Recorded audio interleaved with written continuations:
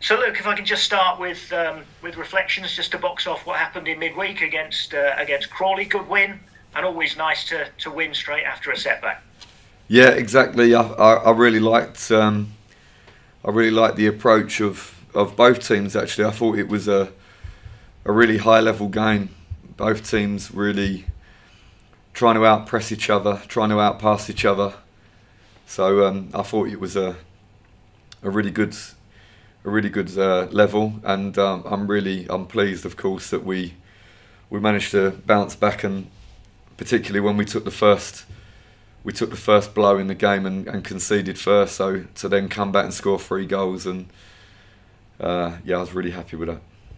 Yeah, it says a lot, doesn't it, about the team, about the squad, about the mentality, spirit, all sorts of things. Because you had the setback at the weekend, then you go a goal down early, and other teams or the squads might crumble. Yeah, and I think like this is probably us in a crisis. We since I've been here, this is as close as we can get to to having a really bad run.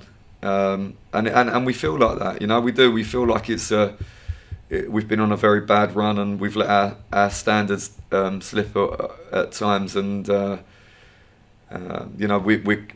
we're continuously having to answer these questions, and the players are doing brilliant, because it's impossible to be, repeat season after season what we done last time around. So it's great to learn more about the players, that they can recover after bad performances, and then put a good performance in very soon afterwards. Especially good night for Junior Marias. I'm sure you're pleased for him to get his first goal. I'm so happy for him, and I loved his performance all round, not just the goal. And he's really unlucky not to score another goal, because he runs into the box, commits himself to the box correctly, and he's stretched, and he touched with the outside of the right foot. He should push with the inside of the left, but I don't mind so much about that. What I care about is the desire that he had to get there, to score again, and how hard he worked for the team. When players come off the bench, and the most important thing is to add energy to the team before you add your individual quality.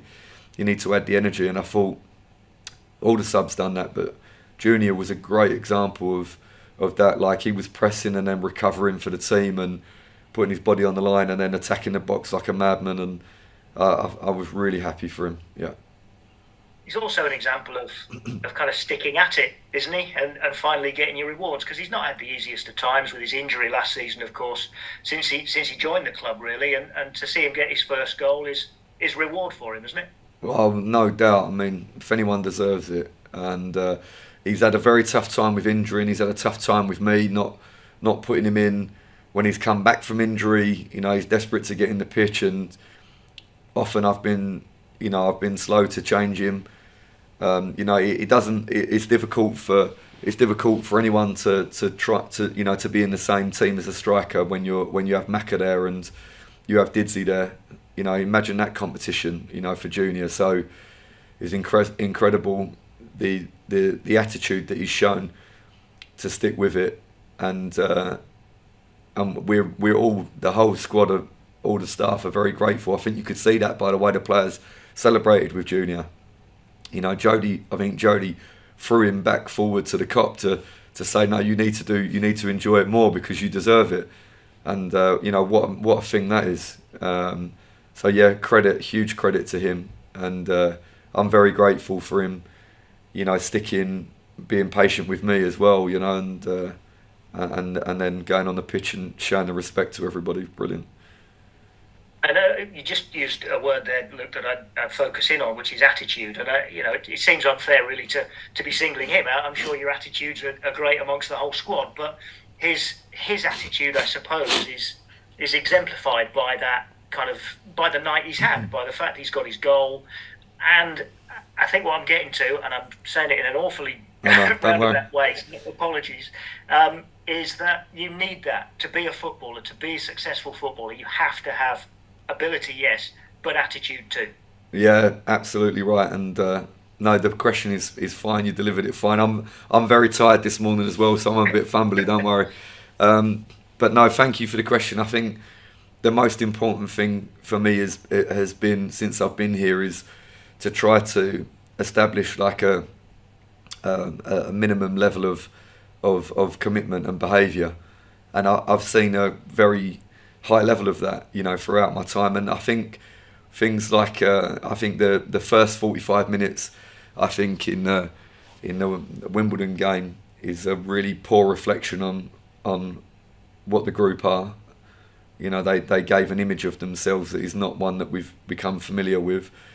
And then I think in the second half they played like they're trying to make up so much for the first half. They play out of control. I mean, you look at the penalty, the second penalty. I think is like Aaron the Main and Dan Crowley like GBH on the player in the box. It was like, but I understood it because they're like desperate because they feel like the first half we let ourselves down, and they came back into the game and then a bit of desperation took over. But when we play with good attitude and good intensity and focus from the beginning of the game, even going 1-0 down, we looked fine. We looked unshaken. We looked like we were still on task. And I'm watching really, really keenly when the goal goes in. I'm watching the first few moments after the restart.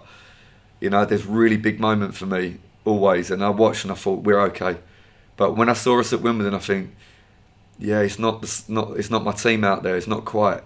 So, in a long-winded way, you can see how tired I am because I'm making a hash of the answer as well. But in a long-winded way, I'm saying I agree with you. The most important thing, bar none, is the application and the attitude. And then all the players have their individual quality. They all have something to offer the team unique. But the common thing has to be the commitment and the attitude. You've answered it perfectly well, Luke. Thank you. Thank you. Shall we talk about the FA Cup? Yes, please.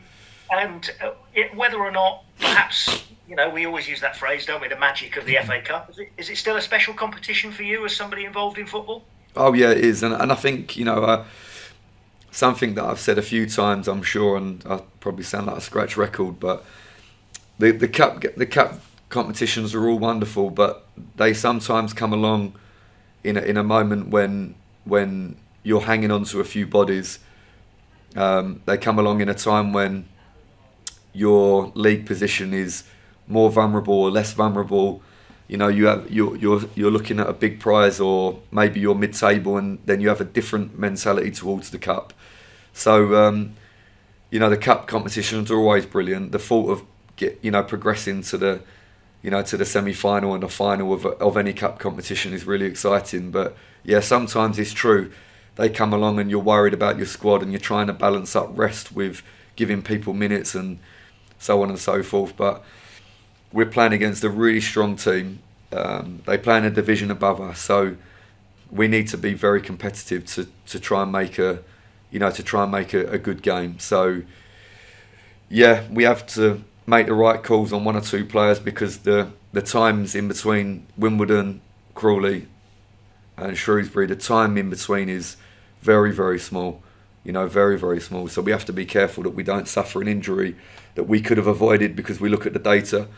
So yeah, we're gonna be strong, I'm sure, but there might be one or two players that people would consider to be, first choice, not necessarily starting the game. Yeah, how difficult is that Tuesday night to Friday night gap to manage?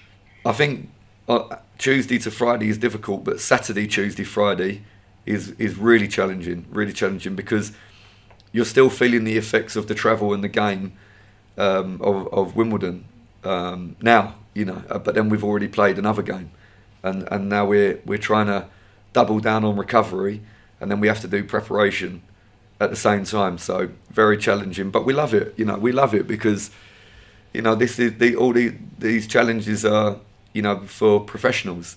When you have the luxury to say you work full time in the game, this is a luxury that we have. This is a challenge to be able to try and make the right calls, make the right recovery, make the right preparation, get everything squared away in the time available. This is great. So challenging, yes, but something that we enjoy as well, yes. So let's try and make positive out of it and see if we can make a good performance in the game and see where that takes us. You mentioned Shrewsbury, obviously in the middle of League One. I wonder what the kind of gap is between top end League Two where you are and mid League One where they are. Well, I think there's a gap. I think there's a gap. I want to be very respectful for that because I've worked in now in the National League, in League Two, in League One, in the Championship. I'm hoping one day I get the Premier League and I have the full set, but I know that there are differences. The step up is a real thing, and I think what you have to bear in mind is that if they're a mid-table League One team, they probably would have a very good chance of winning League Two.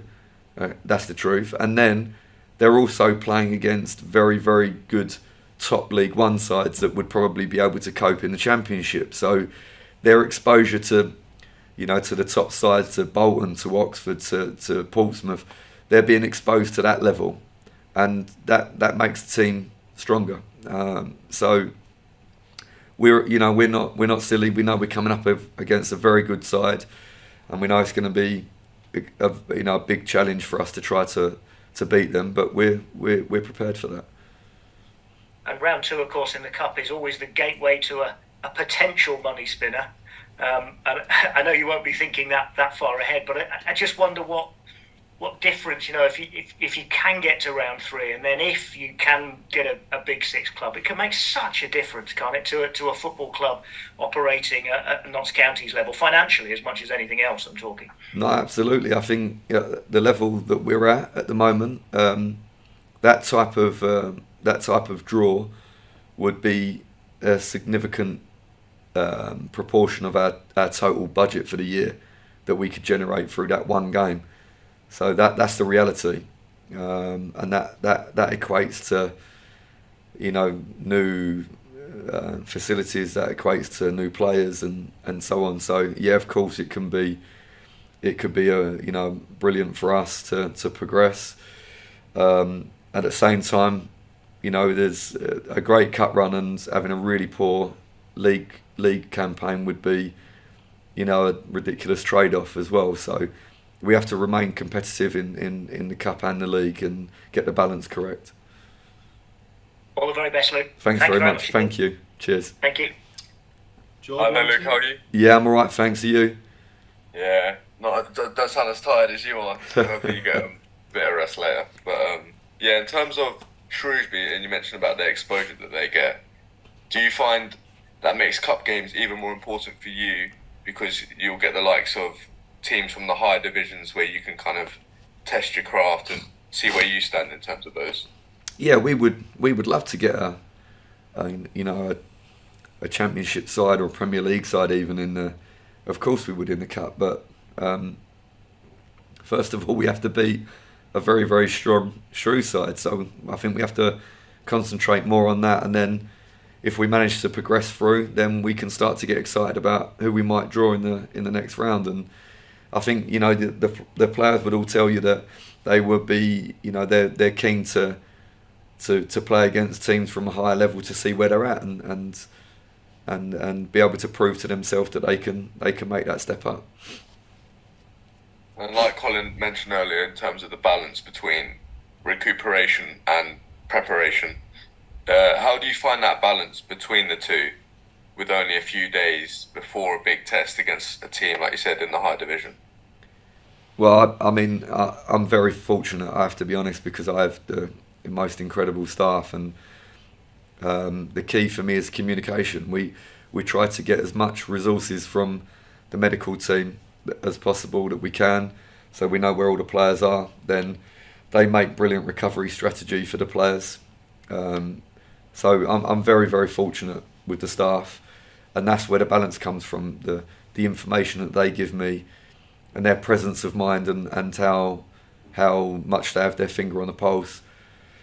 That's how we're gonna be successful, is the joint effort of the staff and the players to try and make everything as on point as it can possibly be. And I just want to go back to last night's game. Very high octane, high tempo game. Is that the type of game that you love to just be a part of? I love the games where the other team don't touch the ball or have a shot and we score 4 goals. I'll be honest. I'm not going to lie to you, but I think that's the modern approach to the game at the top level. I think is like similar to that. Both teams are trying to outscore each other in all the key aspects of the game. So both teams are trying to outpress and see if they can disrupt the opposition's build-up. Both teams are then trying to make sure that they build up as cleanly and as smart as they possibly can. The players changing positions on the pitch to create the overloads. I thought they were excellent team, excellently coached, and the players on the pitch understand at a really good level how to play that type of football. But yeah, if you ask me, my personal preference, just don't come near us. Just we have the ball, score, don't shoot, don't come over the halfway line. I prefer that, but I'm not sure that's the most thrilling to watch for the spectators. Yeah, well, for you that's a good thing, but for the neutral fan, it's probably not the one. Not so good. In terms of Junior Moraes, outside the goal, he was, from the minute he came on, it seemed like he was just pressing the right way and kind of waking up the team to continue that pressing. Do you think that there's more to come from Junior, and do you think the fans can expect to see more of him?